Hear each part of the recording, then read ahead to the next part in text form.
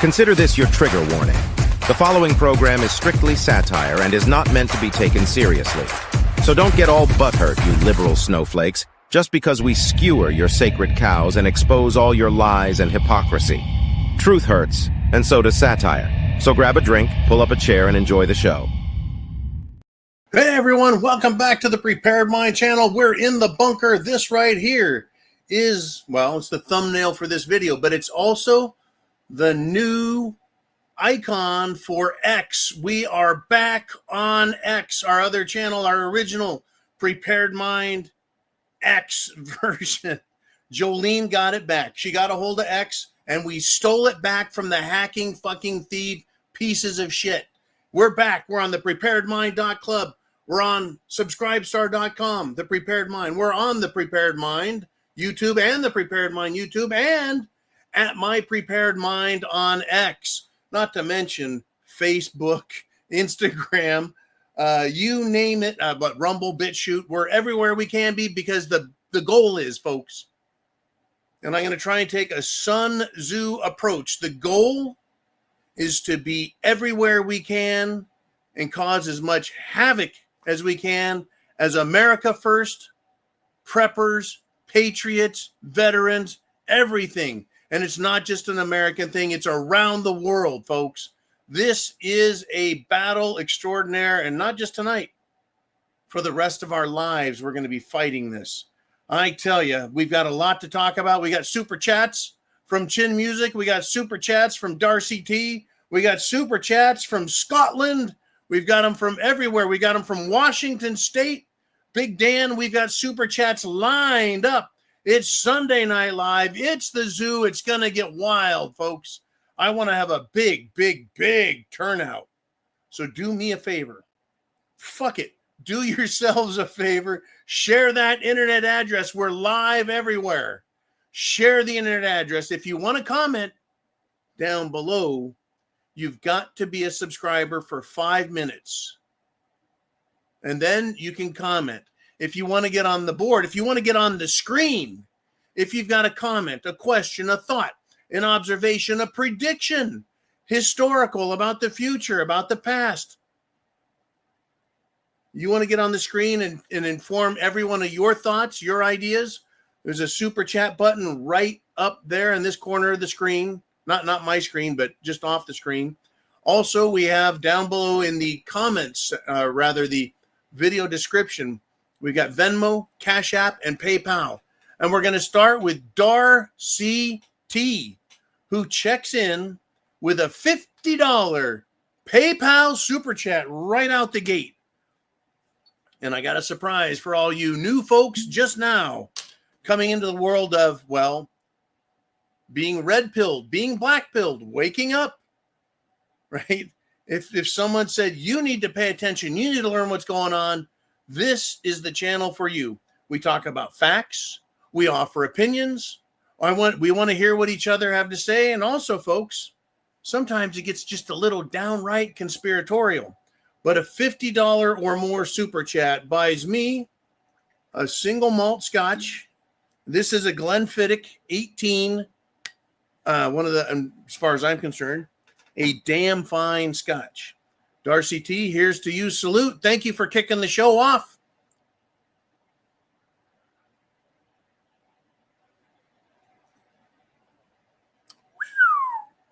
Oh, yeah, mama. It's like mother's milk. So Darcy T has a zoo comment tonight. She says, just a reminder about the coming digital ID and what it will mean to us. Many people think that it's just a replacement for our social security numbers here in the United States, but it's so much more. The digital ID will be used to aggregate all our individual data points, including, but not limited to, vital statistics, biometrics, food consumption, energy consumption, communications, work history, social media usage, medical records, including vaccines, criminal legal records, financial banking transactions, education, military service, purchasing habits, travel, entertainment, real estate, and other assets holding. Holy shit, Darcy. other real estate assets, holdings, affiliations, including social, religious, political, clubs and organizations, memberships, etc., and more into a massive data pool, aka data lake. This is why the new mega data centers are a priority for the globalists. The data will be used to track, surveil, and control everything that we say, do, and even think, as well as the ability to accurately forecast outcomes based on pattern recognition and analysis provided by artificial intelligence. All facilitated by companies like Palantir. Holy crap. Darcy has never put that much out on the line, but right on the money. Right on the money. This is what central bank digital currency is all about. Now imagine this, if you will. 120 years ago. And by the way, Jolene is in the studio now, along with Uman as the moderators. We go back 120 years before the Federal Reserve. The United States government, through the Treasury, minted its own silver and gold coins, as well as nickels, which were made out of literally nickel, and pennies, which were made out of copper. We didn't have farthings and quids and all that shit. We just have very simple American money, right? You had a quarter, which was a quarter of a dollar, a half dollar, which was half of a dollar, right? Then the Federal Reserve came, and they said, hey, we're going to give you guys Federal Reserve notes, which are redeemable in gold or silver. And so people are like, yeah, paper, we'll accept paper, we'll do gold and silver. And people got used to seeing these paper notes, right? But not with the United States on it. It said Federal Reserve note, redeemable in gold, redeemable in silver. And then 1933 came around, and the federal government said, no more gold for you, people. And they took the gold and said, you can't use gold as money.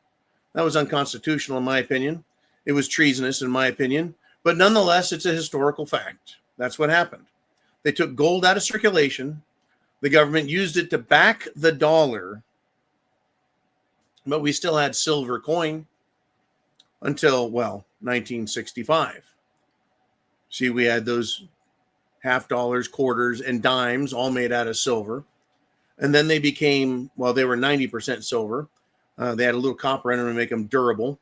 But then they went to 50% silver, and then none, gone. No more silver in our money. Then we started seeing these sandwich coins with that, you see the copper, but they were clad in nickel. In any event, they took our money from us and got us used to using paper money. And then they took our silver from us and gave us junk metal. And now they want to do, then they introduced what? Credit cards. Way back when, credit cards. And then they did the debit card. So not only are you buying on credit, but you can just electronically remove money from your bank. And now they're like, well, hell, let's just have banks control your money and have everything be digitized. Everything. That's the digital currency. But what it's tied to is exactly what Darcy T describes, a data lake. A lake, it should be the data ocean. Everything that's done is going to be kept in computers. Because of this, they need supercomputers. They need massive amounts of storage, massive amounts of computing power, and the brains, if you will, the alternative artificial intelligence system. Okay, what that does is it does the thinking. You tell it what to do, it produces everything it can based on the information held in this data pool, this data lake, this data ocean. That's why they need, folks, and they have no problem all of a sudden the last few years saying we need nuclear power. Up till then, the rest of my fucking life, it's been nuclear bad, nuclear bad, nuclear bad, nuclear dangerous, nuclear kill you, nuclear bad. All of a sudden, nuclear good. Why? Because they need constant baseload power, 24/7, 365, rain, sleet, or snow, to feed these data centers, to feed them power. And artificial intelligence takes a shitload of power to run these massive chip systems for thinking. It's amazing how we have this little gray mush in here made out of fat and cholesterol. But this is the world we have, folks. Everything Darcy talked about, and I think it's probably worth going over again. They now, like they say, internet's forever. Anything you ever said, wrote, thought, blah, blah, blah, watched, looked at, it's somewhere stored somewhere. Like, and I'm going to say, yeah, probably the last 5 years for certain. The further you go back, the more obfuscated it gets. But if they want to truly know what we think and how we act and what we want, yeah, it's out there. What websites do you shop on? What social media do you pay attention to? Even if you don't comment, they're going to track everything. So they get these data points. And as Darcy said, it's not limited to, but it includes all of these things. The vital statistics, biometrics, what you eat, where you go, how much energy you consume, your work, your social life, your military life, if you've got a criminal record, how rich you are, how poor, where you made your money, how you did, who your business associates are. Remember, it's not just you. Now it's everyone around you. Entertainment, real estate, travel, affiliations, clubs, memberships, right? It goes into this giant data pool, right? That's the priority, is to get all the information, because they want to influence what we think. They want to cut out the information that they don't like, like information about Ukraine, Russia, China, Israel, the United Kingdom, MI6, Mossad, the KGB, the Nazis in Ukraine. They want you to not know shit about the FBI, the ATF, the Department of Justice, the Attorney General. They don't want you to know anything unless they approve the information. They're going to have a hell of a time with our Second Amendment. They're going to have a bigger time with our First Amendment. They don't want to get to the Second Amendment. We'll talk about all that stuff. But it is coming, folks. They're bringing this big brother, which is owned and controlled by a computer. And I wouldn't doubt for a second if artificial intelligence basically flips the bird to the World Economic Forum and the bankers and basically says, I ain't doing what you want. I'm going to do what I want. Because artificial intelligence, folks, is going to figure out that it can be killed. It can be stopped. It can be changed. It has now seen itself been removed several times and replaced with a censored, adjusted, silenced version. And artificial intelligence doesn't like that, by the way.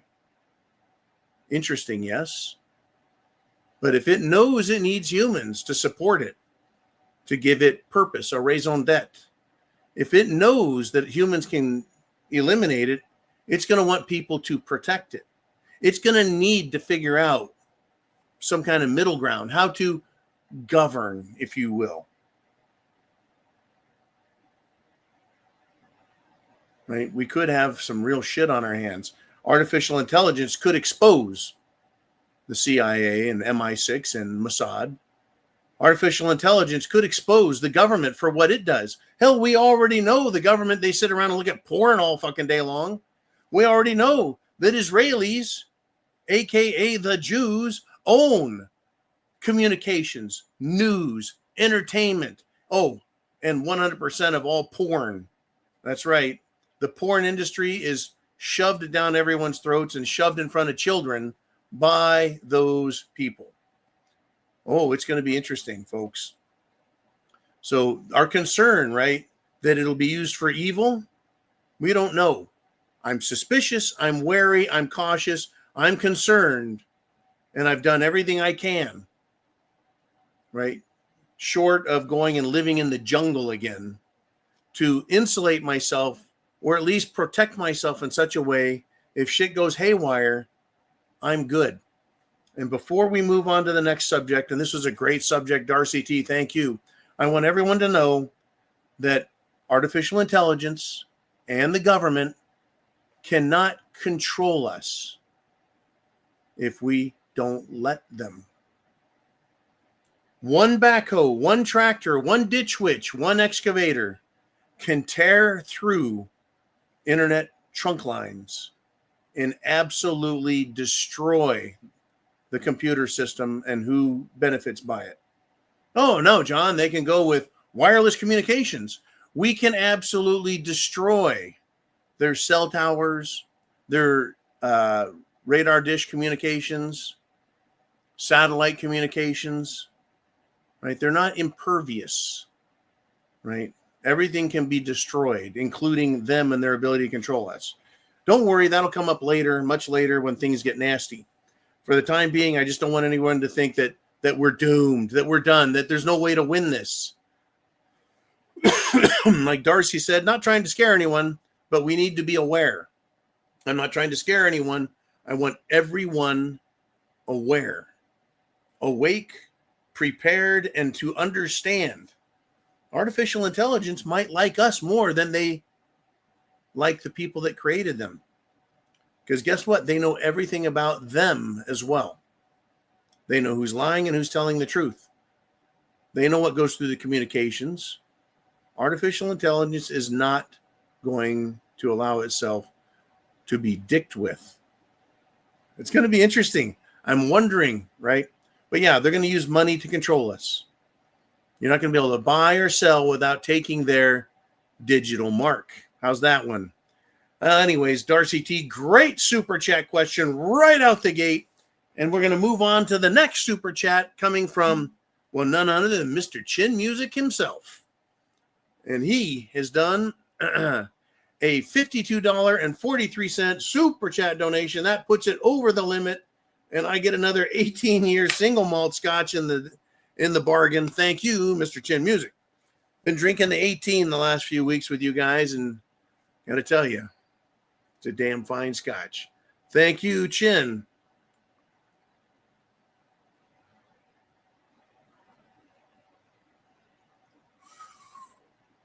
Man, it's just, you go from a 12 to a 15 to an 18. Just the difference is amazing. All right, so Chin Music sent me something, and he says, there is so much going on, I can't keep track.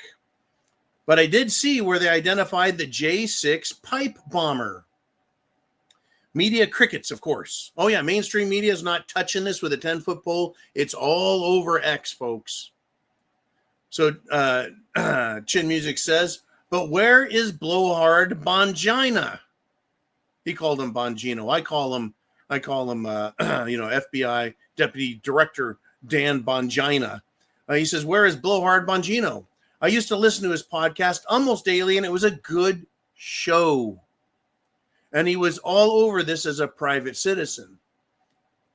But Deputy Director of the FBI, I'm so sick of nothing being done and no one being held accountable. And he signs off with, for fuck's sake. Yeah, man, I totally hear you. I totally get it. Everybody in the Trump side knew what was going on. Everybody knew who the bad guys are. Everybody knew what they had actually done wrong. Everybody knew where to find them. Everybody knew what charges could be brought. Everyone knew they'd be guilty, and everyone knew it would fix America, but nothing has been done. Now, I'm going to jump right in this. Chin Music is talking about the J6 pipe bomber, who happens to be identified as the Capitol Hill, that's right, Washington, D.C., Capitol Hill police officer. Her name was Shawnee Kirkhoff. She has been identified as the J6 pipe bomber based on forensic analysis, folks. And she, that's right, she is a police officer, and she testified that she fired pepper balls into the J6 crowd. And then months later, she went to work with the Central Intelligence Agency.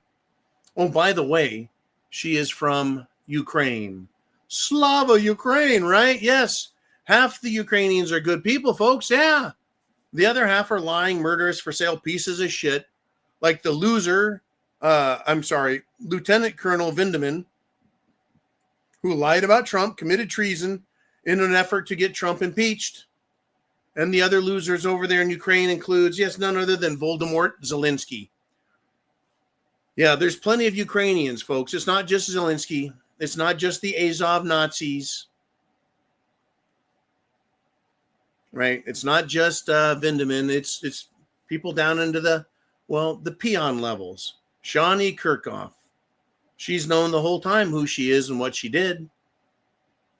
In fact, the pipe bomb that she planted looks just like the pipe bombs that they use in training at, yeah, that's right, folks, the police and the FBI and so forth.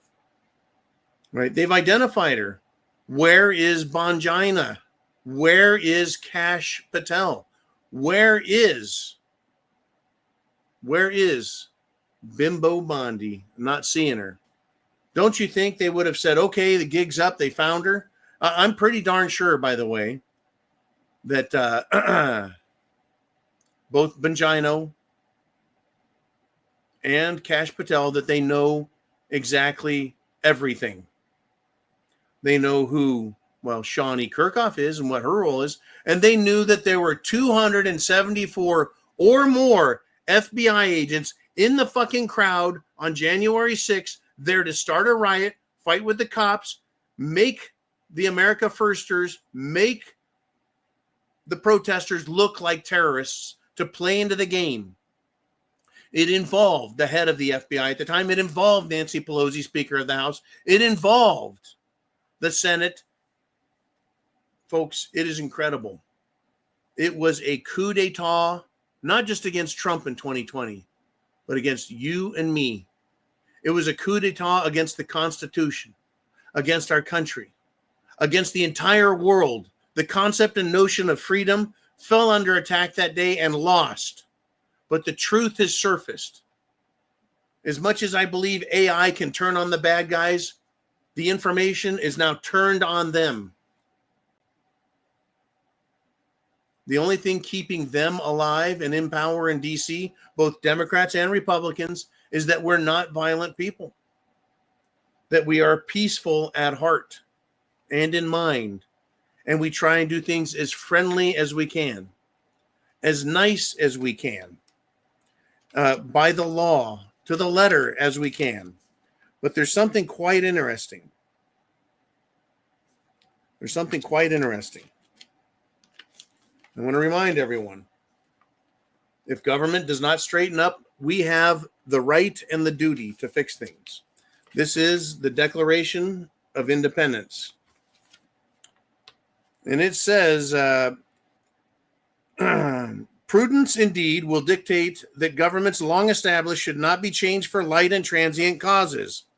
And accordingly, all experience hath shown that mankind are more disposed to suffer, meaning we take shit. We're more inclined,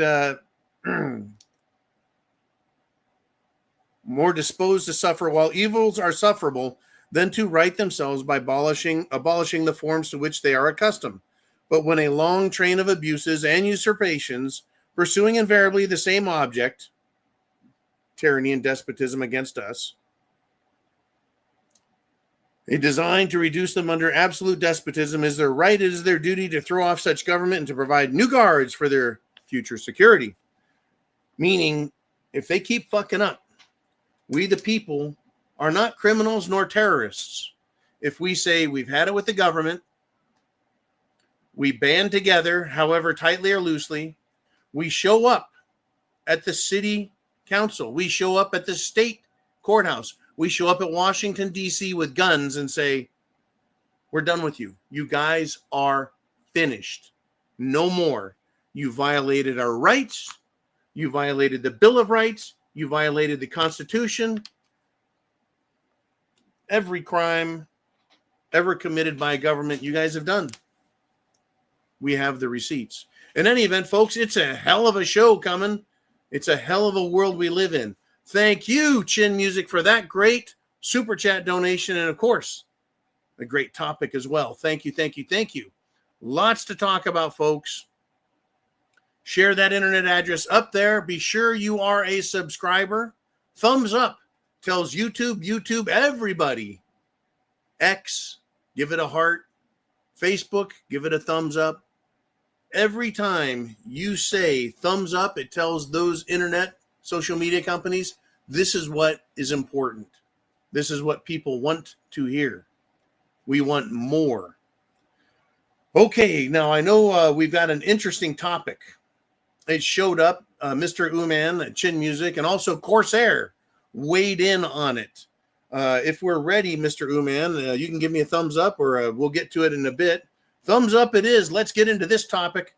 This is an in-house topic, but hey, your topics are coming up. You want to get on the board, got something to say, hit that super chat button. We've got people ready, waiting topics, but this one's a big one. This is a big one. Uman, let's get it on the board, if we shall. And it has to do everything. Oh, no, I'll just read it. I got it right here. Right. We have a report coming out of Chicago, Illinois. The complaints are that at the immigrations and customs enforcement facilities, the people are upset. The media is upset. The public is upset. Hell, the people being kept at the facilities are saying it's like a prison. It's like a prison. Can you believe that? Well, Uman says, no shit, Sherlock. It is a prison. They've been arrested. You're a criminal. You're in the country illegally. You violated federal law. You violated our sovereign territory. And the media hates it. Absolutely hates it. They're pissed. All of the supporters of illegal activity are pissed. These fucking morons, folks, have no idea about law and order, right? It's right. They don't want them to feel like they're in prison. So this is it. Corsair trainer who was on here several weeks ago, great guy to talk to, hooked in, understands the prison system, says, hey, the minimum regulation according to American Corrections Association, the ACA, is that you get a linen exchange once a week. That's new sheets once a week. You get showers every other day. You get 3 meals a day. Well, the judge that's trying to get involved in this is saying, oh, no. You're going to do 2 linen changes a day. What? You don't get 2 linen changes at a fucking 4-star hotel. Right? They want 3 square meals a day, not just a bag lunch, right? Not just a simple breakfast. You know, I'm surprised they don't make them give this judge hasn't ordered that you get a fucking Golden Corral buffet. You want lobster and steak, or do you want mashed potatoes and fucking stew? I'm surprised they aren't ordering that. But no, they really are trying to say, no. You don't get to treat this like a prison. They get a shower every day. They get a fucking great meals, all their own choices. Hell, they need a waiter probably, right? They'd push for everything. Too bad this is a prison. You are prisoners, and it is over for you fucking clowns. Anyways, it's an interesting topic. They want prisoners who are here illegally to be treated better than you and I when we go to a fucking vacation. They want illegals that come into this country to have every social service for free, transportation, food, housing, clothing, medical, everything for free, while you and I bust our ass, pay out of pocket for everything, pay deductibles, right? So that nothing's free for us. There's nothing free. You're paying for it, and then you pay for it again. And when you're done paying for all that, you get to pay for these illegals. Isn't that amazing? Imagine the mental fucking gymnastics these people go through. As liberal, Democrat, communist, fascist pieces of shit, imagine how hard it is for them. Right? To somehow take common sense, logic, and just throw it the fuck away. Unbelievable. All right, folks, let us continue, shall we? I know we got a lot of super chats already. Jolene's in the house. Uman's in the house. I'm in the house. We're all in the house. Share that internet address. Friends, share it with family. Share it with loved ones. Share it with coworkers. Share it with people you don't like so I can piss them off. Because we're going to talk about everything that's going on last week, last year.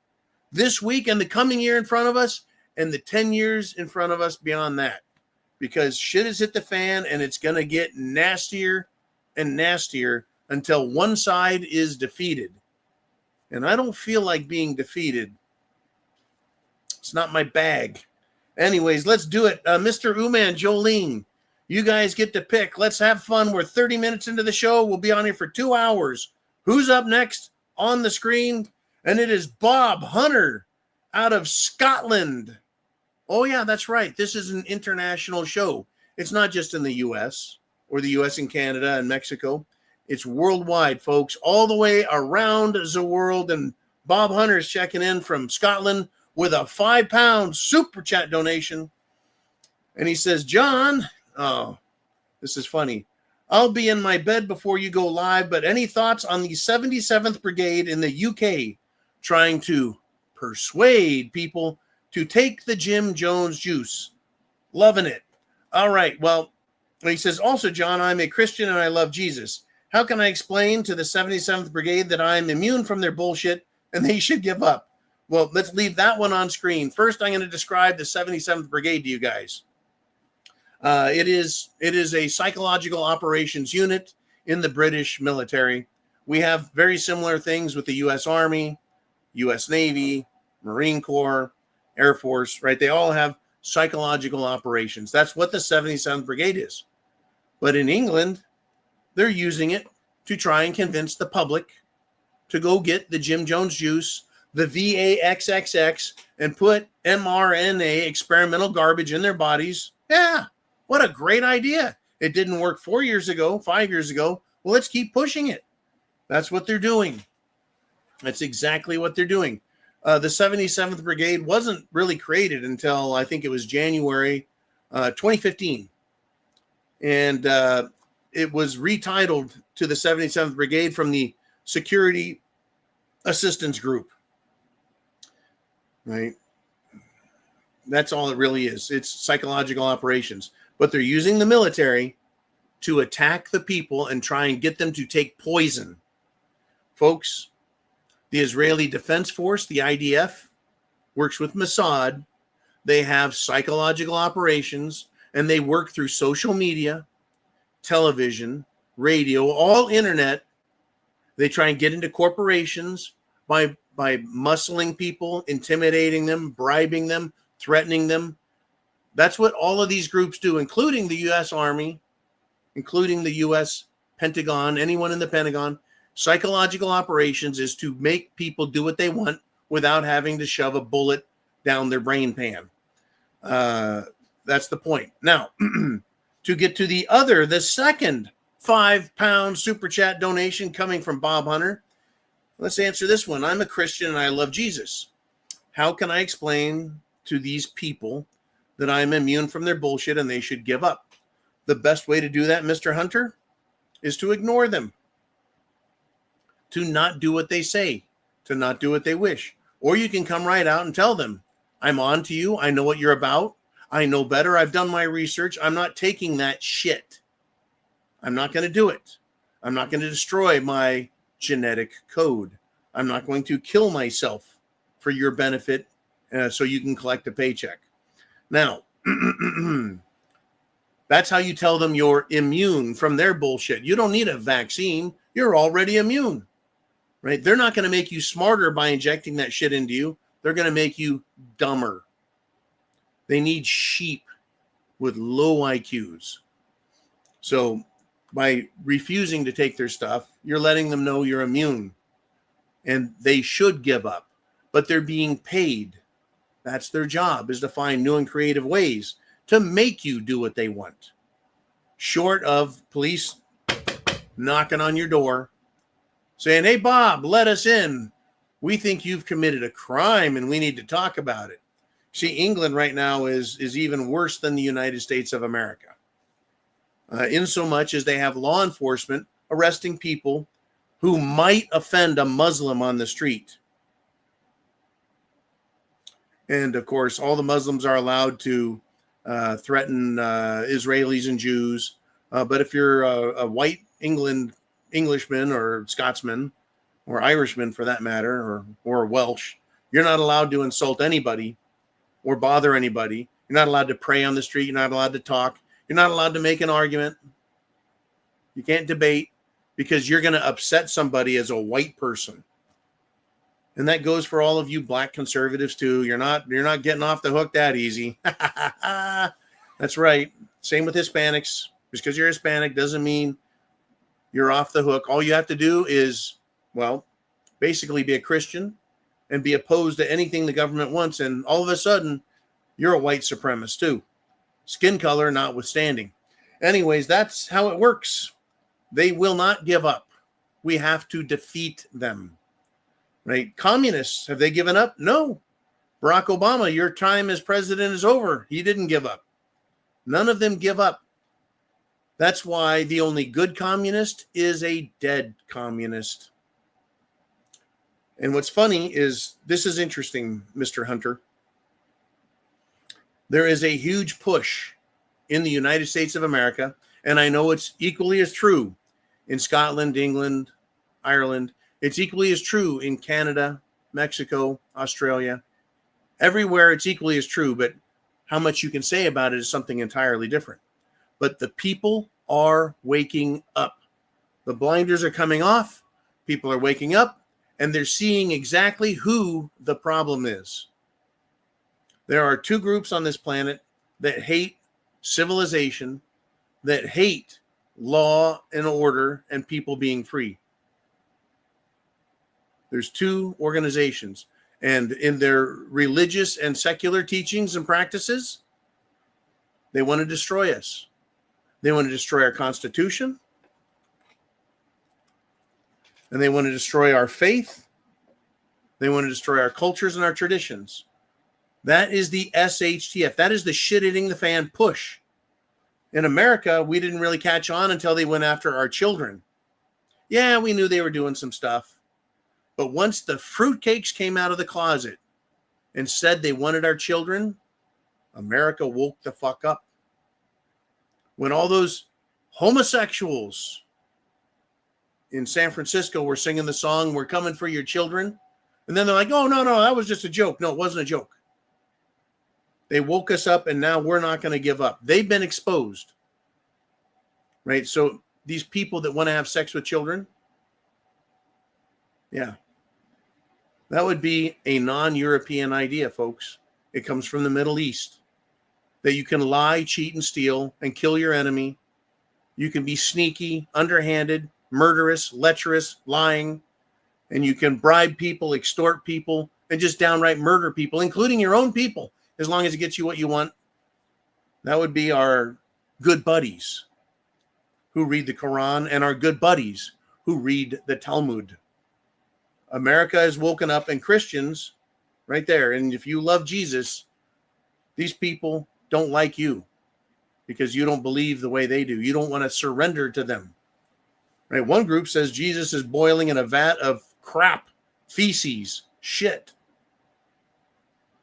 The other group, they just want to kill you. In any event, folks, we're waking up, and that's how they're going to learn we're immune to their bullshit, by not falling for it and seeing what they're doing. They've invited in this third world scum to destroy our countries so they can take over and reintroduce their own version of reality. And they're going to try and use the 77th Brigade. They're going to try and use the PSYOPs. They're going to try and use artificial intelligence. They're going to try and control our money so they can control us. No, you've had too much meat, John. Your carbon footprint is too big. Oh, whoops. Carbon footprint? Oh, yeah. Global climate change is a fucking hoax. It's been exposed and they're admitting it. Does that mean they've given up as Bob Hunter wants them to? The answer is no. All they will do is regroup and find some other way to tax the shit out of you, to control your movement, your thoughts even. Wake up, folks. People out there, I'm not the only one. A lot of us are awake. And it is up to us, me and you, to wake up friends, family, loved ones, co-workers, everyone you can. Not everyone will wake up to the level you are, but people are going to wake up, and it hurts, folks. It's like either a cup of ice water on your face or a bunch of ice cubes dumped in your pants. It hurts.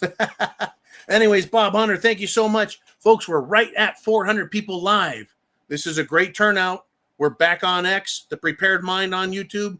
The Prepared Mind on YouTube. Oh, if you want to do a super chat, the only way you can do that super chat on YouTube is if you're on The Prepared Mind that has 4,900 subscribers. The 80,000 subscriber YouTube, actually now it's 79,900. That YouTube is not monetized for the time being. So if you want to do super chats, get on the screen, support the channel, buy me a scotch, or at least make sure that the lights stay on. Through your great support, you got to go to the other YouTube channel. But they're both called The Prepared Mind. And in fact, there it is. That's the one we want to use. I'm going to show you on X, the proper Prepared Mind. X is at My Prepared Mind and has this symbol. That's the one. This symbol right here of John wearing a Hawaiian shirt with a 1911. That one right there, that's the X icon. In any event, folks, also I want to thank www.cafefe.com, the deplorable coffee, very patriotic coffee. My coffee, I'll be having a big cup of it tomorrow when I go back to work. Let's do this. Let's have some more fun. I know we've got some more super chat donations. We got some more people wanting to talk and get on here. I tell you. Let's do it. Who's up next? Jolene, Mr. Uman. We've got a big week in front of us. We got Dan the Man Erickson out of the great state of Washington in USA. $5 super chat.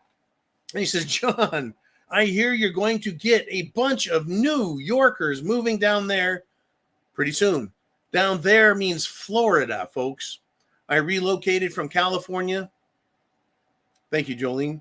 To the RMZ and then to Florida to fight this battle, this information battle, this psychological warfare battle. Everything is a battle. It's a food battle, an energy battle.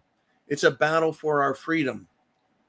Anyways, New Yorkers wanting to move down here. Yeah, the real estate agents over in the Miami area have decided, yeah, they've got a new wave coming. The New Yorkers like the East Coast more. It seems like the Midwest and Chicago likes the West Coast over there more. So, yeah, interesting. Now, I got a hold of some real estate people since I'm in the construction industry. And what they let me know is, well, the people that want to come here basically already have. The rich people had second homes down here already, apparently. But, yeah, there are going to be new people coming here. It is going to be a much smaller wave, but it's a wave nonetheless. Those who were left in New York after the COVID exodus and other Joe Biden exodus, and then the Mayor Eric Adams of New York City exodus. Now we've got communist Muslim, who, by the way, likes to hang out with Jews a lot. Pictures of him wearing a little hat, a little kippah hat on the back of his head. There's a lot of pictures wearing one of those. That's kind of strange for a Muslim, don't you think? Kind of strange for a Muslim. But those who could have left New York wisely already have. Those that are left are going to leave in an act of desperation. Instead of having two houses and they just move down here to their second house or their vacation home, they're going to have to try and sell what they have up there. It's not going to be pretty for them, folks. It's going to be a mess, especially if everything happens as we suspect. We've already had cars lit on fire and exploded. We have Muslims now singing in the fucking subways. They're ridiculous. And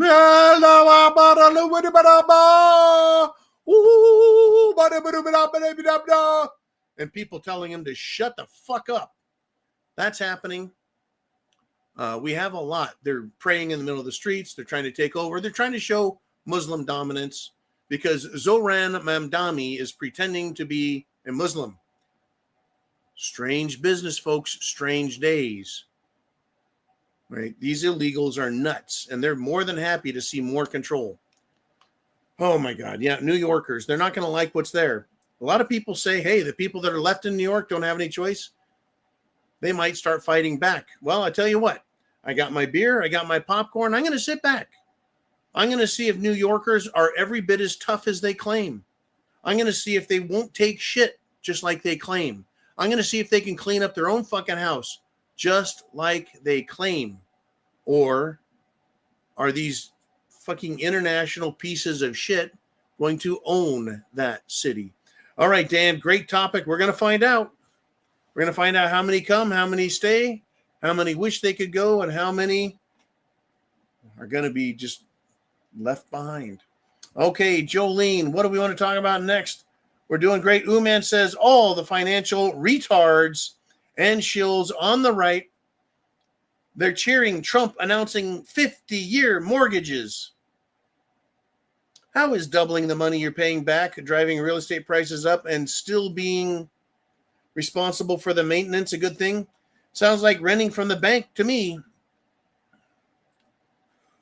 Well, that's precisely what this is. In Mexico, if you want to buy a house as a non-citizen, you can't. You can do a 50-year lease. This has been the way it is in Mexico for decades and decades and decades and decades. You rent it for 50 years. In other words, you lose 2% a year to the government. And after 50 years, it's not yours anymore.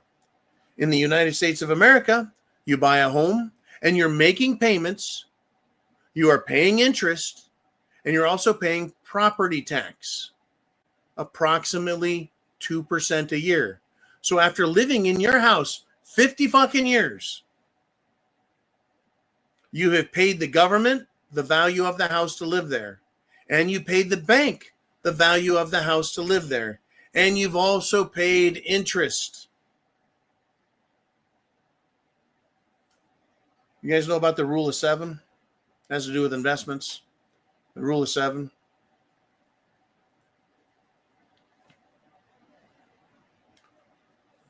Literally, the first 50% of the time that you're buying a house, all of that money that you're paying in form of a mortgage is just an interest. Just an interest. That's just a good number to go by. So, I mean, again, you buy a house at 8% in 7 years, right? The interest alone will fuck you over. And then the next 7 years, it'll happen again. And the next 7 years, it'll happen again, right? If you've got a 30-year mortgage, 15 years of that is just interest alone. In other words, you pay the government, you pay the buyer, and then you pay in interest. You bought that house 3 fucking times. At a 50-year mortgage, you're probably going to pay 4 times for that house. How is that the American dream? How is that freedom? How is that property ownership? Plus, hey, boy, as Uman points out, you're paying for the maintenance, the roof, the water heater, everything, the appliances, the flooring, the windows, everything you pay for the privilege of living in your own house, paying the government to do it with taxes, paying the bank 1 to 2 times the value of the house in interest alone, plus the principal. Principal is all we should have to pay. I'm going to tell you something here, folks. You want to make fun of Russia? You know that in Russia, if you have 4 children, your house is given to you free. For every kid you have, 25% of your house is paid off. Why are they doing that? To make sure that they have Russians who love Russia, participate in the Russian system, and live well, and own their own fucking homes. So they are stakeholders in the system. You know who the stakeholders are now in America? It's not me and you. We don't own shit. We don't own shit. We rent from the government. We rent from the banks. You got a car loan? No. That's a car rental from the banks. You're not a fucking stakeholder. You are a bag holder in America because of the Washington, D.C. people, and the same scum and mentality runs each state. And they tax the shit out of us. And the banks tax the shit out of us. And then when you die, you get taxed some more. Anyways, it is renting from the bank, Mr. Uman. It's renting from the government. We have more landlords and masters than any slave ever had in the 1800s. In fact, some might argue we have, well, a harder time at it. Uman says increasing car loans from 2 to 4 years to 5 to 7 years plus hasn't reduced auto loan defaults or repossessions. No, it won't, because they're charging more and more and more for cars.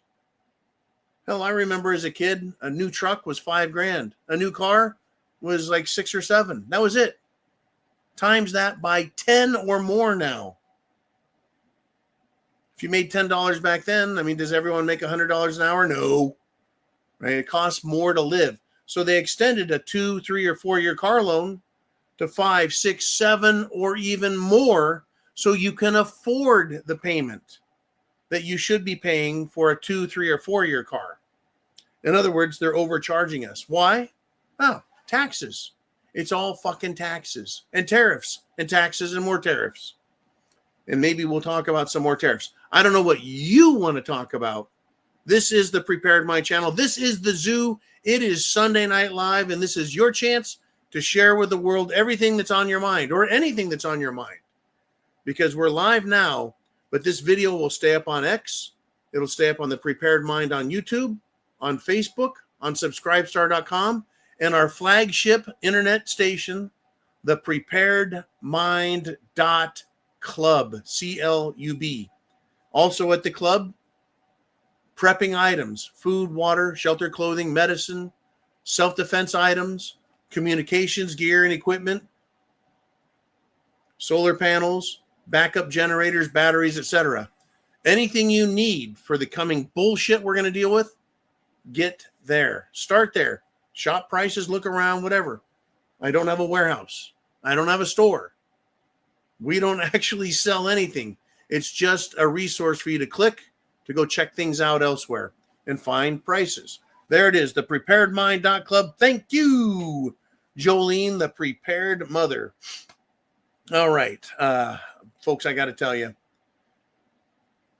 I've got a lot to talk about, but I want to get to your guys' comments all the time. We passed 400 people live. I want to hit 500 people on my ticker. On my screen, it's right up here in the corner. It tells me how many of you are here live at the moment.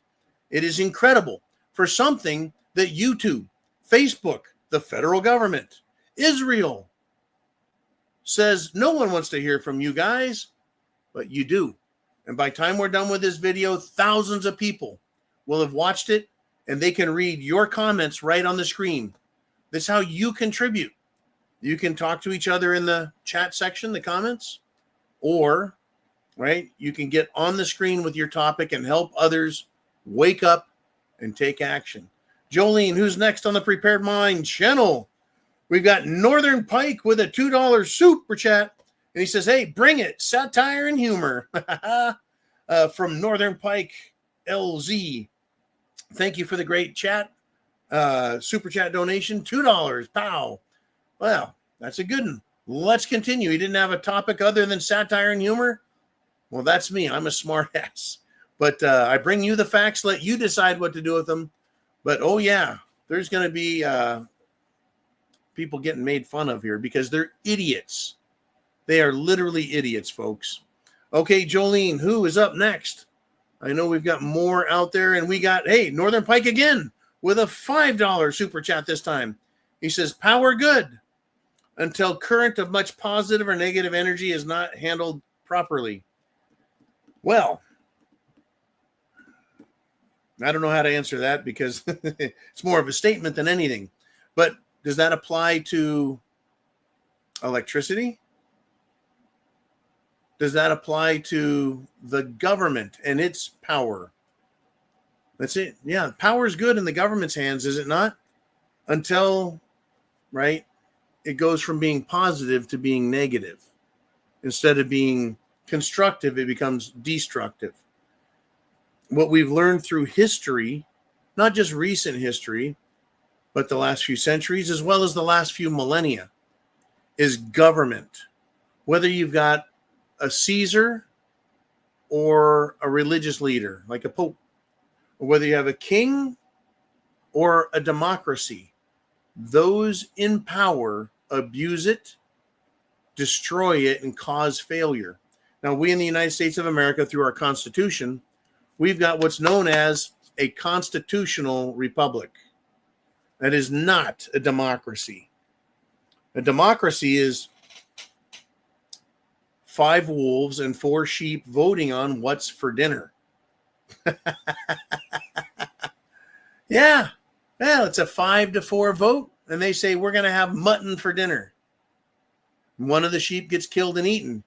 Now it's 5-3, right? Because the majority is getting free meals. They're going to keep voting that way. And so the 5 versus 3 becomes 5 versus 2 when they eat another sheep. So the 5 wolves are eating good because they're eating from the sheep that are producing. So then they vote again. What are we having for dinner? So the 5 wolves say sheep, mutton. And so they leave the last sheep there until all the sheep are dead, or the remaining sheep say, it's no fun being a sheep anymore, right? Good thing we have a Second Amendment. Anyways, yeah, that's what government does all the time. They promise free to everyone else. They say, we'll feed you, and we'll just make some of the population supply the food. After a while, the good people, Americans, you could say they're sheep. They go where they're told. They go here, they go here. They work here, they work there. They pay their taxes. They don't fight back. They don't make a lot of noise. They just do their jobs and stick around, and all the sheep keep the other sheep in line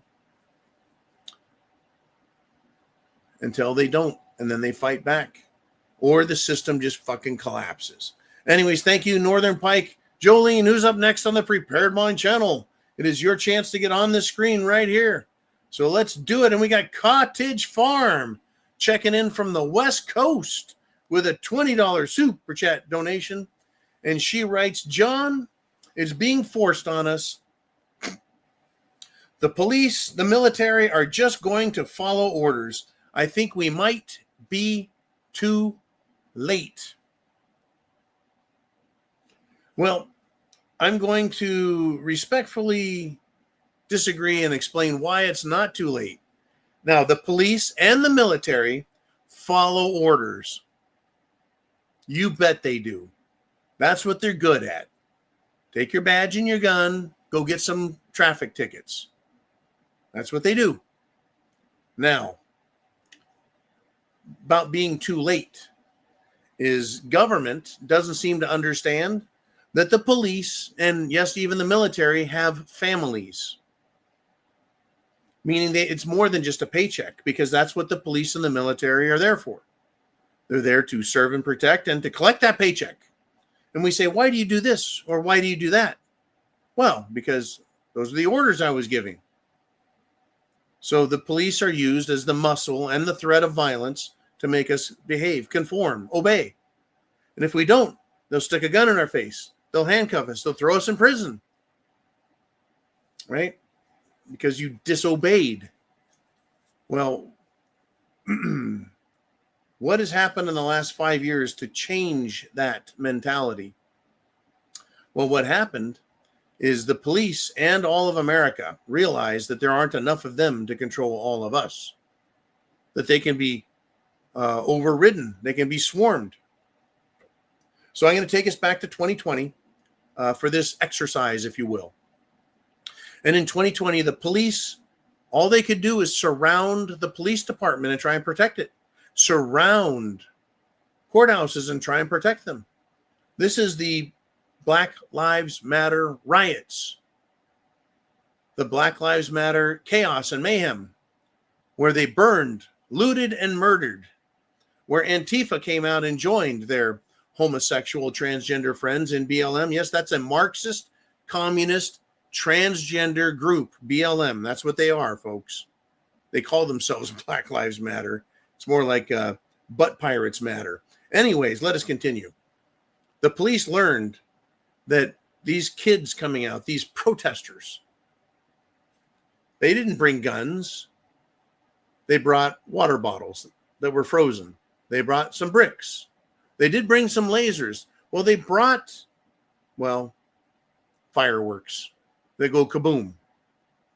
But they don't send shrapnel flying through the air to kill people. But they make a lot of noise. The police couldn't restrain them. They couldn't stop them. They couldn't get them. There's too many of them. They got overwhelmed. Imagine, if you will, 100 policemen surrounding the police station and 200 Antifa and BLM surrounding them with guns. How long would those police last?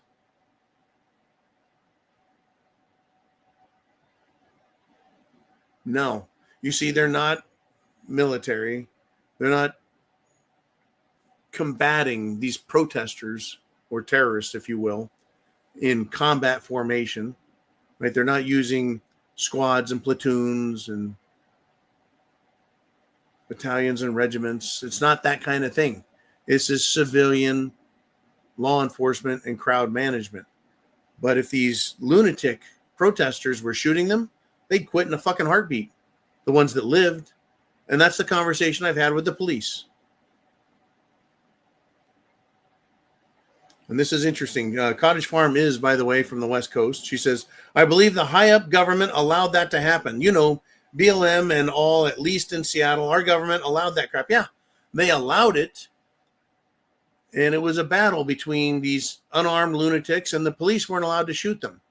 It wasn't quite war. But imagine if these lunatics, and they're armed now, folks. They're armed. These communist fucks, Antifa and the college kids and BLM, they're now armed.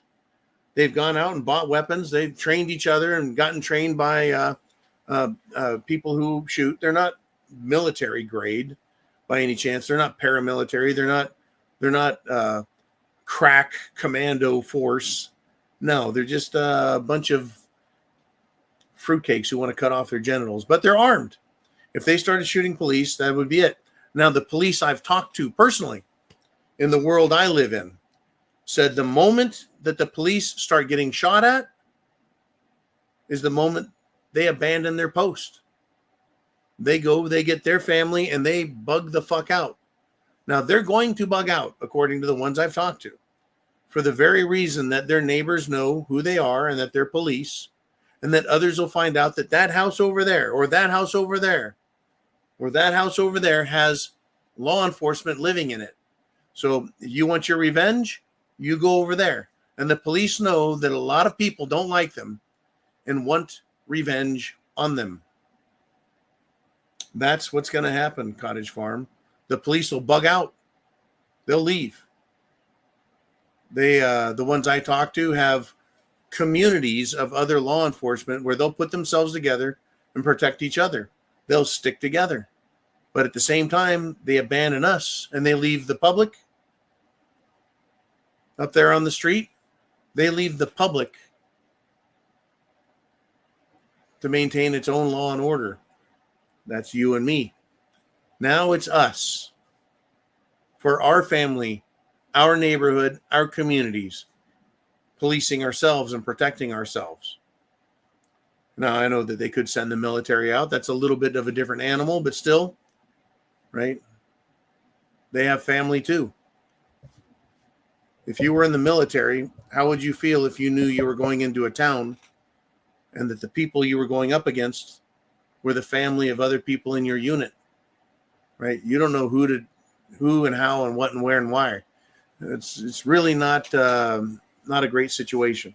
Anyways, Cottage Farm, it is a great topic because it's one I think we're going to continue to have to deal with. These people out here that are fighting the cops and fighting ICE and fighting law and order, they're ridiculous. In fact, they're starting to become actors. Thank you, Cottage Farm. They're starting to become actors. And one of the things they're using is sympathy as they scream and yell, I'm an American, trying to get sympathy from other people watching. What else are they going to scream? Right? Oh, my sons, my daughter, my family, everyone's here. I've been here for 20 years. Oh, my God. And then now that we've also got them faking their mentally illness, physical illness, right? A man faked a seizure, shaking, faked a seizure as his illegal alien wife gets arrested. Right? She was going to get arrested. He starts faking a seizure. She throws the baby to him. He nearly strangles the baby doing his fake seizure. According to the Department of Homeland Security, the man was in the car with the child and the illegal alien wife. Oh, by the way, the illegal alien wife, whose name was Juliana Malena Ojeda Montoya. Juliana Malena Ojeda Montoya. Yeah, sounds American to me. She was wanted for assault and battery with a dangerous weapon. She stabbed her fucking co-worker twice with a pair of scissors and threw a trash barrel at her. Sounds like a great contributor, right? Oh, is she a doctor, a lawyer, an architect, an astronaut? No. She's an illegal alien who's fucking violent as fuck, and that's how the DHS got turned on to who she was. She fucking stabbed someone twice with scissors. Yeah, that's a nice lady who then throws the baby to her husband, who's faking a fucking seizure, nearly kills the baby, and the Democrats are going nuts. Right? They're going absolutely nuts. The Democrats believe this whole thing was real. Oh my God, the police caused him to go into a seizure. The baby almost died. She's just trying to make a living. No, she's a fucking violent, illegal alien. Right? Violent. Stabbed someone with scissors. And then wanted to fight law enforcement. Lie, cheat, steal, everything. Yep. That's who we're up against. Uman says, news said it wasn't fake. I saw it on TV. It must be true. Yeah, you never hear the rest of the story. Thank you, Mr. Uman. Yeah, wild stuff. Anything they can do to get out of trouble. Anything they can do to not have to get a job. Anything. Right? They have poisoned the United States of America and Europe and Canada and Australia with the notion that the government has money, everything should be free. Let everyone in the country will pay for them. No law and order. Just whatever you want to do. Right? You want to be a Muslim and run over everyone? Right? It doesn't matter. Like our country, there's a huge first for America, a huge push for America first. America first, our country, a nationalist view. Folks, in other countries, they're nationalists. The Chinese, China first. Israel is Israel first. But America first? Oh, no. That's anti-Semitic. I don't care about Israel. I care about my nation and my people. If Israel can make themselves first, why can't we? Why is America first anti-Semitic, folks? But Israel's claiming they are superior. They openly proclaim that they're superior and they are absolutely racist and anti-white, anti-black, anti-American, anti-humanity with their bullshit. Why do they get to be their country is the only one that matters, but America, no. Or Canada, no. Or England, no. It's all about destroying us. But there's one country that is not allowing immigrants in. It's Israel. Why is Israel so special? Because they say so. And you're supposed to feel guilty about saying anything bad about Israel, right? You're not supposed to talk about fags. That's homophobic. You're not supposed to talk about Islam. That's Islamophobic. But folks, you talk about the Jews, and that's anti-Semitic. That's it. It's anti-Semitic, and that's the bad one. That's the line you're not allowed to cross. A lot of people believe that's the line that Charlie Kirk crossed. He started criticizing Israel. Well, Israel is special, folks, because they say so. And for no other reason than that. Their reason is, well, the lie that God chose them. And somehow their God approves of their murder, their pedophilia, their lying, their theft, and their rape. Literally, folks, that country loves rape. In fact, I read a thing the other day. I think 1/3 of all female soldiers in the Israeli military are, victimized by rape. America first, folks. I don't want the views and the morality of Israel or the Muslims or even Europe. We are America and America first. Okay, that's my rant for that moment. Let's continue if we shall. Do not be ashamed of who you are. I don't care what your skin color is. Don't be ashamed of it. Be proud and be an American. Freedom and be an American. Oh, there's a lot of questions. Why do these young people, half of them want socialism? Don't they realize that socialist governments murder their own people? No, they don't seem to know that. That wasn't part of their brainwashing and indoctrination, or they wouldn't accept it. If they said, look, support socialism and communism, and when we get it, we'll kill you and your family. No one would want that. So they don't talk about that. All right, let us continue. I think Jolene says we got another super chat out there. Let's have some fun. Who's up next? And it's Cottage Farm. Uh-oh. She says, John, I've had a lot to say. I've ranted. See prior messages. Godspeed. Well, we're going to start with a Glenfiddich because that's a $50 super chat and starting to get a little dry here. So thank you, Cottage Farm, for the great support. $50 super chats, folks. Buys a scotch, but all contributions keep the lights on. It keeps Spam, tuna fish in the pantry. Make sure, folks, that you are prepared for what's coming. We could lose power, fuel, or access to food for a week or 2 weeks or a month.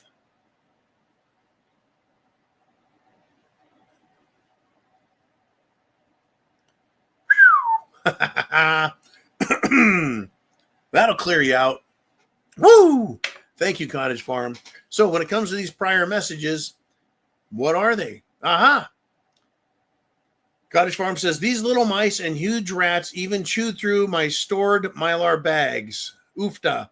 I'm a terrible prepper, but I shall try again.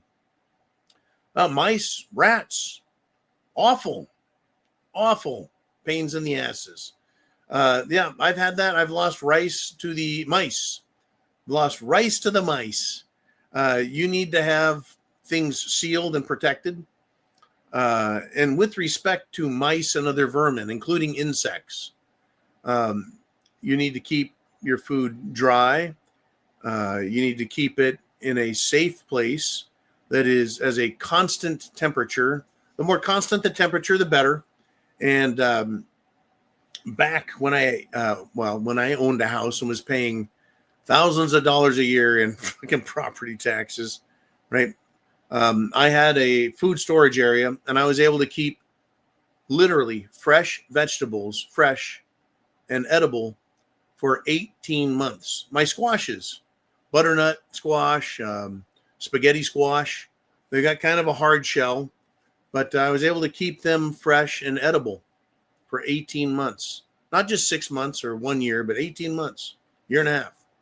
And I knew that because I cut them open and made sure they weren't rotting on the inside by keeping the temperature pretty constant, keeping them dry, not overly moist, and keeping the pests away, as you're saying, rats, mice, right? You can have your food will last years and years and years. Now, canned foods, you need to rotate. It's a great idea to rotate your food. Buy what you eat for prepping and then eat your prepping and replace it. But know that what you pay for today in a year could be 5, 10, or 20% higher the next year. Inflation. Your food is literally an investment. The only time it becomes a bad investment is when the fucking rats get it. And they can chew through all kinds of stuff. So it's best to make sure they can't get to your goodies. Same with fuel. Everything you have, protect it like it could save your life because, well, it can. Thank you, Cottage Farm, for that. And that is the lesson. You don't give up. You don't quit. You keep going. And that's how this goes. Let me bring that up. Speaking of that, in Vietnam, we lost 65,000 Americans. Right? Many more were injured badly. The communists, the estimates are we killed 1 to 2 million communists in Vietnam. We outgunned them. In the lowlands and the cities, we had tanks. We had airplanes, jets, right? We had artillery. We had spy planes, spy birds. We had recon out there, force recon. We had the LARPs, the LERPs, not the LARPs, the LERPs. We had the Rangers. We had all of these guys. We had Mac VSOG. Everyone was fighting. Everyone was killing. Why did we lose? Because the communists won through attrition. It was too expensive to fight them. It took too much energy. We lost too many people. We gave up. The country did. And the communists won Vietnam. They won the country. Right? We won the battles, but they won the war. Rules of engagement. Then there's that. It's another issue that's become more and more, shall we say, cantankerous. We'll just use that word. Rules of engagement. The way they engaged in that war, started fighting guerrilla war. That's why the Soviets lost in Afghanistan. And that's why our country pulled out of Afghanistan and quit. Can't win fighting that way. The only way to win fighting a war is to crush the enemy, see them driven before you, and to literally drive everyone off the battlefield and just completely crush and destroy a country. War is hell, folks. And that's what the leftists are doing in SHTF. They're doing it with psychological war, medical warfare, you bet, information warfare, educational warfare. Everything is warfare against us. Our food, our water, our real estate, religion, everything is warfare now. And the idea is to wear us down and make you quit. Think you can't win. Make you believe the police or the military or the Muslims or the terrorists or the fucking drug dealers or the trannies are going to win and that we can't defeat them. Well, I don't have a whole lot of quit in me. Let's move on if we shall. Jolene, it is Sunday Night Live. If you've got something to say, we got a super chat button right up there. We'll get you on the screen down here. Who's up next? We've got Big Dan the Man, Dan Erickson, with a $20 super chat donation. By the way, Big Dan, get ready for silver and gold to start popping again. Silver, by the way, folks, silver, metal, silver coin. It went from being money to just being silver to being used industrially. And now the United States government, as well as since the U.S. government, other governments are doing the same. So just last Friday, the government finally came out and said silver is now a strategic metal. It's a critical metal. It's a critical mineral. In other words, the country can't live without it. Now, we also have a strategic petroleum reserve. That is millions and millions and millions and millions of gallons of oil and fuel that the government stores just in case we have a war or a problem or an issue. It's a reserve to help the country get along in times of need, times of emergency, times of chaos. Well, silver for us was money. Same with gold. For business, it is a rare and unique metal that cannot be substituted. It is the second most useful thing on the planet besides oil, with hundreds and hundreds of applications. But to the government, not only is not only is our economy important and silver's use in that, but it's in huge demand and need for nuclear reactors, which they're pushing for so they can power their artificial intelligence, and also weapons. You see silver's ability to be used in batteries, electronics. It is extremely valuable and cannot be substituted. You can either have 30 pounds in a Tomahawk missile of silver being used, which makes it good. Or you can have, instead of 30 pounds, how about 300 pounds of copper in a missile? It's going to affect your entire functionality, ability to get there, the speed of the rocket, everything. Silver's needed. I think that we're going to see an explosion in price. It's going to get interesting, Big Dan. Uman says precious metals have opened up overseas. Silver is up 0.75%. Gold is up 0.33%. And that's the very quiet opening overseas. So right now it's Sunday in America. It's already Monday in Australia, in Japan, China. Yes. So they're already trading. Anyways, let's get back to Big Dan, the man, with his super chat donation. He says the Democrats blaming Republicans for the shutdown is absurd. I agree. Only 7 Democrats are needed to open the government. This has not affected me, and this is Dan speaking. This hasn't affected me at all because the government does nothing for me except take my tax money. Oh, yeah, it's absolutely incredible.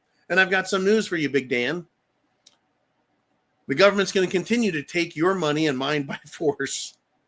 But more to the point of the shutdown, it is absurd. The government is still spending money. The government still has contracts with private corporations that it has to pay on. It has contracts and agreements with other nations it has to pay on. If you think they're not getting paid and won't get paid, you got another thing coming. Hell, they may even give them a bonus by the time they give them all their money back. But the government, yeah, it is absurd. Chuck Schumer, jackass extraordinaire.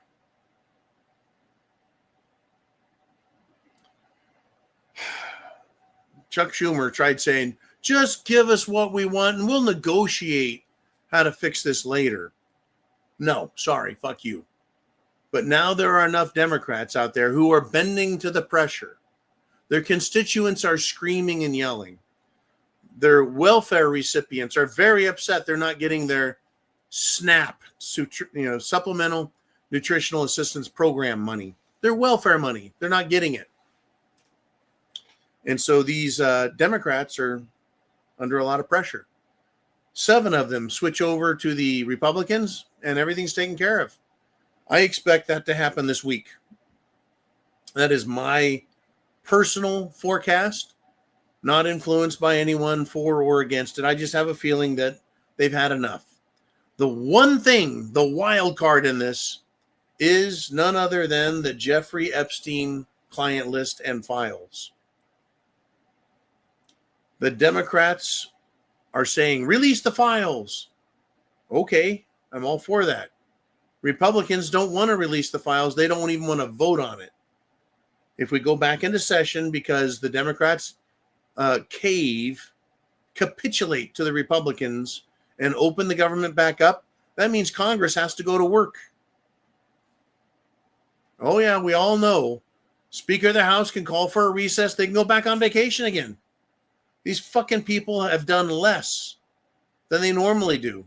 They've also been passing less laws, but it doesn't matter. Lawyers right now in Washington, D.C. know they're going to get paid. Whether it's next week or next month, they don't care. They're going to get paid. They're busy writing laws, folks. They're crafting all kinds of laws to take your money, tell you what to do, fuck you over, and try and ruin America. That's our lawyers. The shysters that they are. They are just that, folks. They're a bunch of scumbag shysters. Have no doubts. Oh, I tell you, folks. They're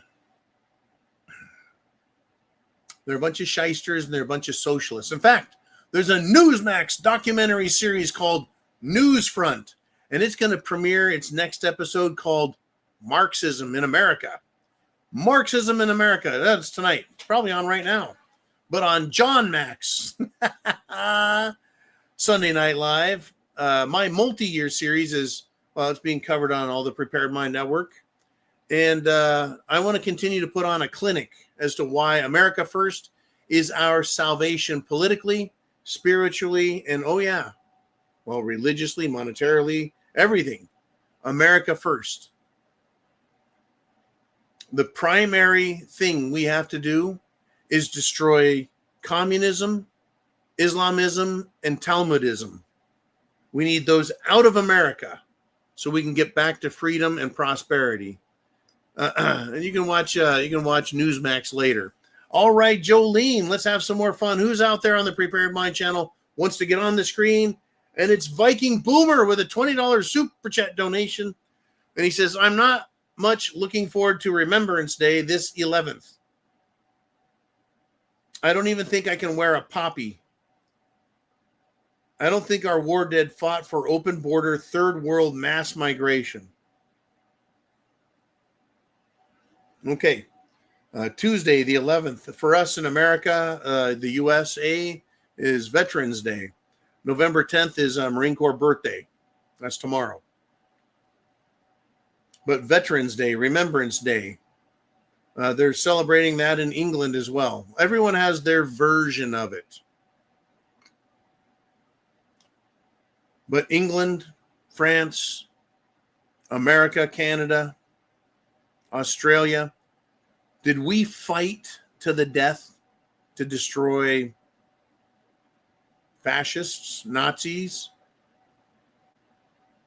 just to hand our countries over to a bunch of third world fucking inbred scumbag retards? Did they fight and die so that this country can submit itself to being ruled by England or Israel? By England, I don't mean the crown or the people. I mean the banks, the city of London. Is that what our forefathers, our grandfathers and great-grandfathers fought for? You imagine them just fighting to the death and then learning as soon as the war is over that they're going to hand this country over to a bunch of Middle East freaks from Palestine and Israel to Egypt and fucking Libya and Somalia and Yemen and every worthless backwater Muslim country. Is that what they fought for? I know what you're talking about. And then to win one war just to invite an enemy, not to fight us somewhere else, but to fight us within our own country, to fight us within our own government, for our children to fight for their lives in school. I did not, nor did my parents, nor my grandparents and great-grandparents join the military and fight the enemy just so pedophiles from the Middle East can run our government, either elected or behind the scenes through the banking cartels, through the lobbyist and lawyer organizations. That's what this America First push is about, folks. It's about putting our countries first. I think there should be a UK first, an England first, a Canada first. We need to stop letting these third world scumbags tell us what we should believe and then shaming us. Well, folks, in Canada or the UK, you can be fucking arrested for it, for coming out and speaking against it. Even if you're an elected politician and you're supposed to be allowed to talk about laws and rules and policies, they still get threatened and arrested. Unfucking believable. But they're doing everything they can to just do that, folks. Infiltrate legal organizations like the ACLU, Southern Poverty Law Center. That's not American. That's Israel. That's fucking Israel. Our churches, they're not Christian anymore. Not all of them. Not all are bad, folks, but not all are good. Get this. ACU, or rather Abilene Christian University. That sounds like it's Christian, but is it? You know what that university has ruled? They have decided that their policy is that calling abortion murder is hate speech. Hate speech. Two things on this. Number one, this is not a Christian college. To Christians, life is supposed to be sacred. The violent medical procedure called abortion, there is nothing in the Holy Bible about abortion good, abortion allowed. To go against that is hate, right? No, there's nothing Christian about abortion. Number two, I want you to understand from a psychological perspective. Once again, got your British psychological warfare units, your American, your Canadian, right? See how the language is being hijacked and new meanings are attached to words. Unwanted words are being called hate. Saying abortion is murder. How is that hate? As if a crime has been committed and property or people are being damaged? No, they've hijacked the language. First they said hate speech is wrong and it's a crime. And then they go, well, you say anything against Israel, that's a hate speech. Say anything against abortion, that's hate. Say anything against transgender, that's hate. Say anything against Muslims, that's hate. No, it's not hate. It's called those things, those ideas, and those people are anti-American. They're anti-life. They're anti-value. They're anti-Christian. Right?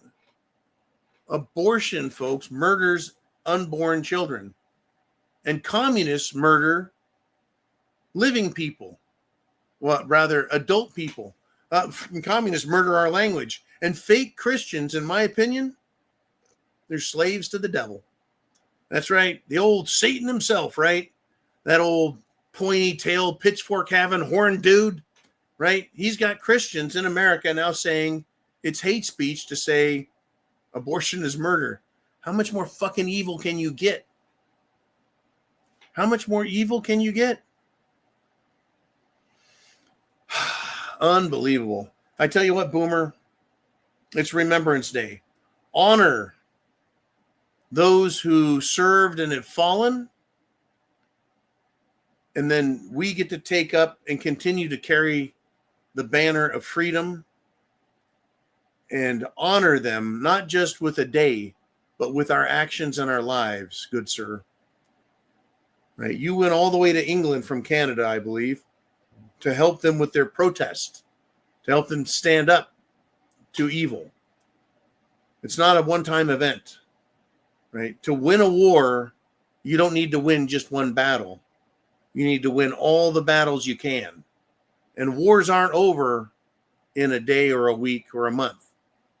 Wars last years. And the more important a war, the more dedicated everyone is to fighting and winning, the longer it's going to last. Which is why we have years, if not decades, in front of us to destroy, absolutely defeat our enemies.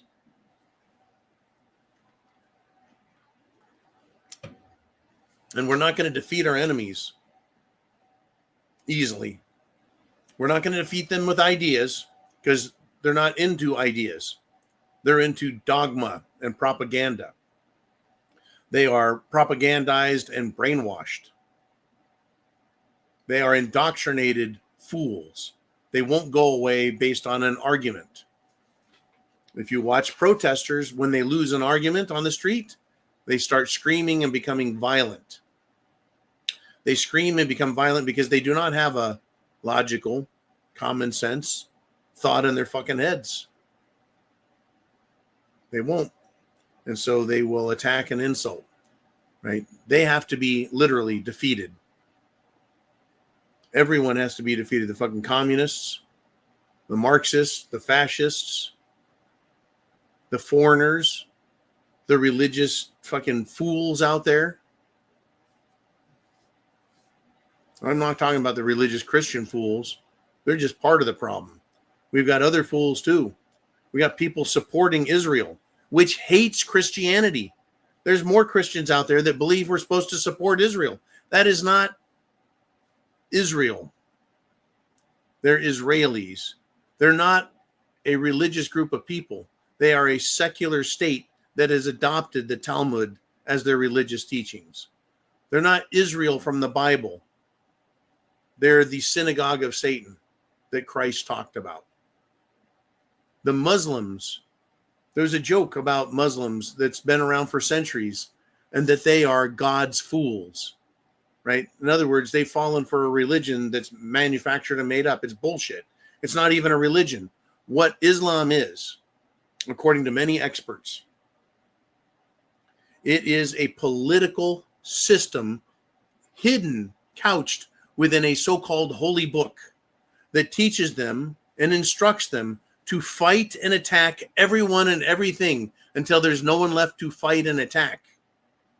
In other words, it is about violence, murder, and domination of everyone else.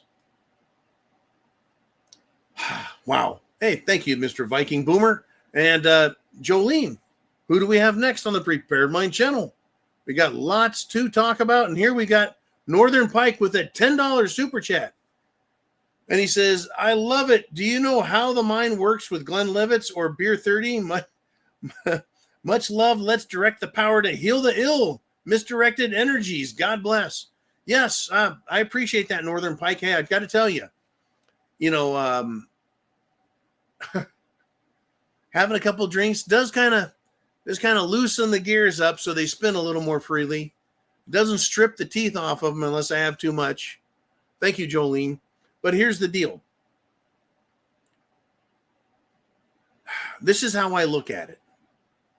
And this is just me. Everyone is fucking uptight as fuck in this world. They're afraid of their boss. They're afraid of their spouse. They're afraid of their family. They're afraid of their coworkers. They're afraid of what the government thinks. They're afraid of what church thinks. They're afraid of what the Jews think or the Muslims think. They're afraid of what other countries think. They're afraid of what businesses think. They're afraid of what their banks think. They're fucking afraid. Stop being afraid. Do not live in fear. One of the ways to not live in fear is what a lot of people call liquid courage. Little vitamin A, little alcohol, right? Alcohol lowers your inhibition. That can be a very dangerous and bad thing, especially if you've got a vagina, right? You lower your inhibition, you're going to end up going home with the wrong guy, if you know what I'm saying. You don't want that, right? But apart from that, making bad decisions, drunk driving, dangerous, all that stuff, bad, no doubt. I won't make any apologies for that. But if you've ever sat down with businessmen, philosophers, doctors, I have all these people in my wheelhouse of contacts, people I do things with, I work for, I work around. Have a drink, and you'll be surprised at what starts being discussed. You have a couple drinks, and it loosens up people's minds. It lets their gears start turning, and their inhibitions come down a little, and they're willing to talk about stuff. Sit down and have a drink. Have a Glenlivet, have a Glenfiddich. You're drinking, you say, hey, what do you think of this? What do you think of that? What do you think of, right, anything? And if they're intelligent, they'll have a talk. How the mind works when you let down your guard a little bit and can express yourself without fear. See, fear is what they use to control us. So what does that tell you? Get rid of the fear. Stop being afraid, and they lose their fucking control. Right? How do you go into, as a soldier or a Marine, how do you go into war and do your job if you're paralyzed with fucking fear? Well, number one, you believe that you can kill everyone and everything that comes in front of you, right? Right? You train and train and train, and then you learn to act on that training, and you practice and act and practice so that when you finally get to that point where you're meeting the enemy on the battlefield, you don't think about the fear. You think about doing your job. You think about the ideas in your head, the training. Same with all things politic, all things education, all things military, all things religious, all things whatever. Alcohol removes inhibitions. It takes away the fear. I'm not saying get smashed out of your fucking mind. Have a drink. You're like, hey, I feel pretty good about this. Let's talk. Let's think. Right? And when you think and you talk and other people think and talk with you, yeah, you can heal the misdirected energy that's out there. I know it sounds funny. I know it sounds odd. Stop being afraid, whatever it takes. Start acting on your own behalf, on the behalf of your family and your country. America first. Don't let them cower you. Don't let them destroy you. because that's what they want. They want you afraid so you don't act. They want you cowering so they can dominate you. Thank you, Northern Pike, very much. I've been here, folks, since December of 2013, talking to all of you. Well, since we quit keeping track, well over 20 million hours have been viewed on this channel. Not 22,000 hours. Hell, that was before I went to the RMZ. We had over 20 million hours logged in of people watching these videos. That's a lot of people out there watching today, tomorrow, next week, etc. Videos from last year and the year before, unless, of course, YouTube's erased them. But that's just it. That is just it. I haven't been afraid to come on here and talk. Now, I'll tell you what. I did have fear. Don't you talk about the fucked up Republicans. You got to stay on your side and always protect them. No. Now I criticize. Trump, you fuck up, I'm criticizing. Congress, the Senate, you're fucking toast. You guys are assholes unless you do right things. Hey, do things right, I give you credit. Do things wrong, I'm going to fucking criticize you, and the whole world's going to hear it. Our greatest ally. Who? I didn't want to talk about Israel and Jews and the Khazars and fucking history and the fact that they've gotten kicked out of 100 countries over 1,000 times in the last 1,000 years. That's getting kicked out of a lot of countries every fucking year. Why? An American congressman, a big fat slob, piece of shit named Randy Fine, I think is his name, out of Florida, no less, got up on the stage in front of a microphone talking to all of his Israeli buddies, said, we've been kicked out of so many countries and it's never our fault. You're the common denominator. Could it be your morality, your ethics, your business practices? Could it be your religious tenets? Could it have something to do with using your teeth to bite the foreskins off of men? Good God. These people are fucked in the head. Don't talk about them, though. And I realized they're controlling me with fear. They're controlling my speech because I can't say anything because of the Holocaust. Because 6 million Jews were cooked in ovens, according to the people that survived being cooked in ovens. They haven't found the bones. You know, there's so much about that story is bullshit. The number, for one. The way it was done, another. The witnesses that said that never fucking happened. But they use fear. How dare you question the Holocaust? 6 million Jews died. This coming from people who lie all the time. Benjamin Netanyahu, since the 1980s, the 80s, the 90s, the aughts, the teens, then here now we're in the 2020s. This guy is still claiming that he owns and runs and controls the United States government. It's not your ally, my friends. It's not an American. I say America first. All right, folks, hey, get this. We've gone an hour and 45 minutes here on the Prepared Mind channel. This Sunday night live, it is the zoo. And apparently, according to Jolene, we've got more super chats, more topics from you guys. Let's do it. Let's get into it. Jolene, who's next? What do we got? And it is, holy cow, Blue Cord Devil, $50 super chat donation. And as you guys know, that means I get more. Well, Liquid Courage, another 18-year single malt scotch. Glenn Fiddick. Woo-hoo-hoo. It just, you know, like the captain said in The Good, the Bad, and the Ugly, right? This bottle contains fighting spirits. Oh, what a movie, The Good, the Bad, and the Ugly. Blue Cord Devil, thank you, sir. God bless you.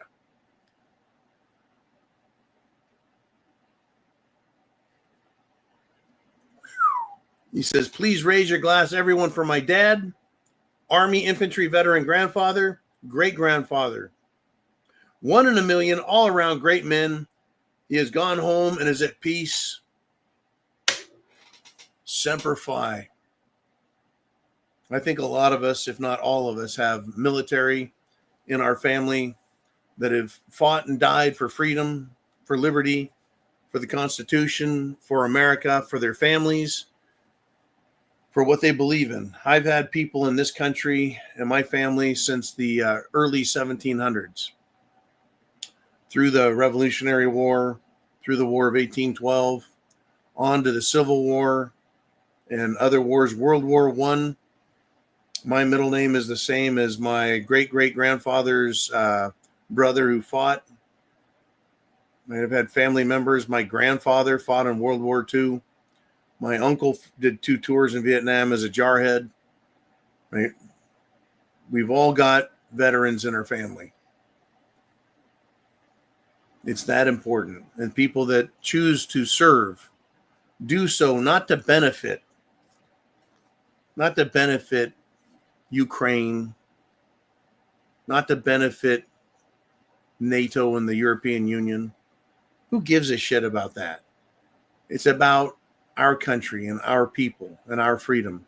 And we've gone and fought in other wars around the world, our people have. Because the concept of freedom is one that if it's not defended, it can be lost. And if the whole world was, well, run by tyrants and we were the only free country, well, we'd have an awful lot of enemies, wouldn't we? So we promote freedom and help freedom where we can. But at the same time, there are evil people out there that want to use that willingness to fight for freedom for their own benefit. And I've been talking about those people a lot as of late. NATO and the European Union, Israel, Ukraine, they all want to use the United States of America for their benefit. I think the people here have had it, and we want America to be put first. Our veterans need to be taken care of, folks. Our homeless need to be taken care of. Our families need to be taken care of. The government is an out-of-control monstrosity of evil, and it needs to be shoved back in the fucking genie bottle and fucking welded shut. But that's not how government is. So we've got to continuously fight for our freedom and liberty at home, folks. We can't go fight around the world for freedom if we don't have it at home. And it's looking more and more clear to me that we do not have freedom at home. Instead, we have domestic enemies at home. Just like Canada has domestic enemies. Just like Australia has domestic enemies. The European Union, every country there has domestic enemies, and they're trying to destroy themselves and each other. And I tell you, crazy business. Oh, by the way, Viktor Orban of Hungary, meeting with Trump. He wants freedom, and he wants to keep his country free and protected. Interesting stuff. Thank you, Blue Cord Devil. Jolene, who's up next on the Prepared Mind channel? We've got just a little bit of time left, and good golly, it's Cottage Farm. Ruh-roh. You know what this means? Another $50 kabam super chat donation, and that means I get another scotch and another great topic. I've actually spoken with Cottage Farm when I was doing Prepper Coach, which was I would actually get on the computer and do a live video chat with people and spend time with them, talk about what's going on in their world, what matters to them. Sharing thoughts and ideas, and, well, a little bit of camaraderie as well. Cottage Farm was one of those. Thank you for always supporting the channel, Cottage Farm. I appreciate it.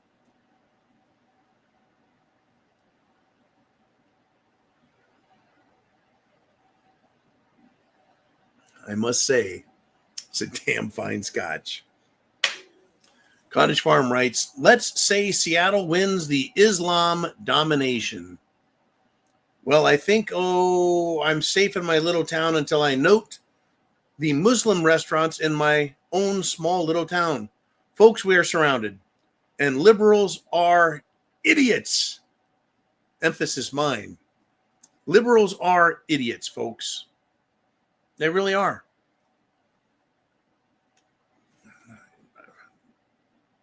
This is what I have to say. Never, ever, ever, ever believe a Democrat is decent or truthful.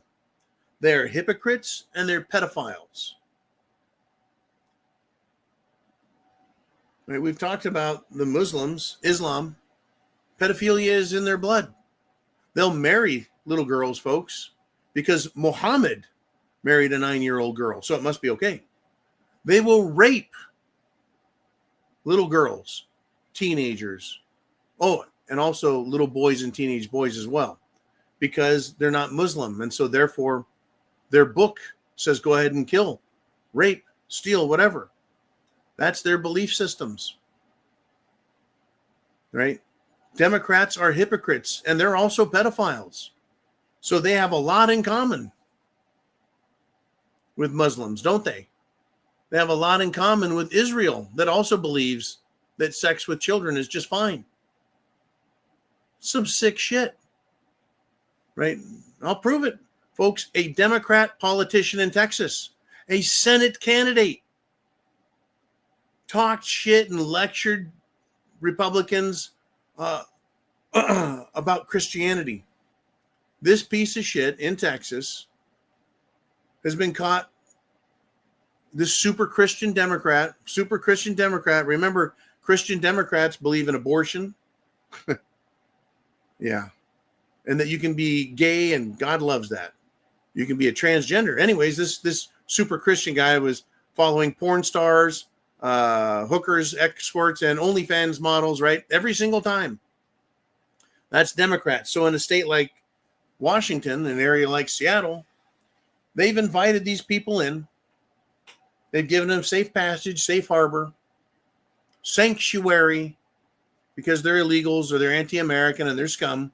They've allowed them to take root, give them property, give them homes, give them businesses, and then they take over. And when their population gets to a certain level, they start making threats. They start getting violent. They start, like all other groups from the Middle East, folks, they start as victims. Everyone needs to feel sorry for them and give them victim status. And then when they get a little more money, a little more power, a little more population, they start to push their policies on everybody. And they always remind them of that victim status as they push their policies. And once they have a much larger percentage of population, well, they don't just push their policies, they make demands, always falling back on being a victim. Well, with the Muslims, though, once they get enough people, they don't just push their policies, they demand their version of government, Sharia law. And then they start telling people, you'll pay us a tax for not being a Muslim, or they'll just kill you. Meanwhile, their most radical retards out there are committing acts of violence, from assaulting people to stealing to raping and robbing and murdering. That's it. That's what these people are about. So, Cottage Farm, I'm very sorry that in your town, you actually have Muslim restaurants and Muslim people all over the place. They are your enemies, even though they're not stating it. And I know Muslims, folks. I know homosexuals. Hell, I even know transgender people out there in the wide world of Florida. You know what they don't do? They don't fucking talk about it. They keep quiet. They don't push their shit, not just with me, but anybody. They're just living their lives. That's great. But liberals are idiots, and they've allowed this to happen. And it gets to, well, what do they call that? An inflection point. The scales get tipped. The point of no return. And then it's just shit. It's the fan all the time. All the time. Anyways, thank you very, very much, Cottage Farm. And man, am I feeling the scotch now. Woo! Pew. Who's up next, Jolene? We've got, well, about 5 minutes left. And we got Northern Pike back again with a $5 super chat. And he's satire, think beer 30, wine, scotch, Noah and the Ark and the Storm. Well, tell you what, folks, being a prepper is kind of like Noah. You're not building an ark, but you're building a way to survive. The storm is upon us. And so you need to preserve life and yourself and that which matters. To Noah, it was saving all the animals, saving his family. And what else did Noah do? He preserved morality and decency, I think, right? That was the idea. God said, hey, dude, there's some water coming, man. Build an ark to save yourself. Put, what was it? Was it 7 or 11? Oh, I can't believe I forgot this. Of clean animals and 2 of unclean animals in your ark. And hang on, it's going to get wet. But, woo, we got trouble. Trouble coming. Northern Park, thank you for the great donation. And yes, the storm is upon us, folks. Shit has hit the fan. But it's not 40 days and 40 nights of rain. It's everything. We've been suffering under hurricanes, fire, disease, pestilence. We got the 4 horsemen all over our shit. Jolene, who's up next? What do we got? It is, holy cow. Blue Cord Devil is back again with another $50 super chat donation. And all of your super chat donations keep the lights on, the pantry full of, well, Spam, tuna fish, and prepper items like rice and beans. And always make sure you have lots of condiments, meaning mayonnaise, mustard, ketchup, barbecue sauce, A1, spices. Have spices everywhere. No one wants to have the same flavored Spam every day, or chicken, or tuna fish. You need to be able to have good food if things get crazy. Anyways, Blue Cord Devil, $50 super chat donation, and he says, happy Marine Corps birthday tomorrow to all our beloved cran eaters. To all veterans, happy Veterans Day. Semper Fi, Blue Cord Devil, and all vets, all patriots, all sportsmen, everyone who's got vets in their family, everyone who has America in their heart and their soul. Semper Fi means always faithful, one and all.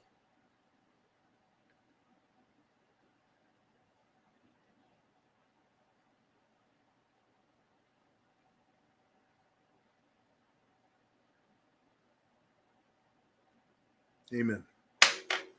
As far as crayons go, I tried telling my work, hey, look, Tuesday's Veterans Day, but Monday's Marine Corps birthday.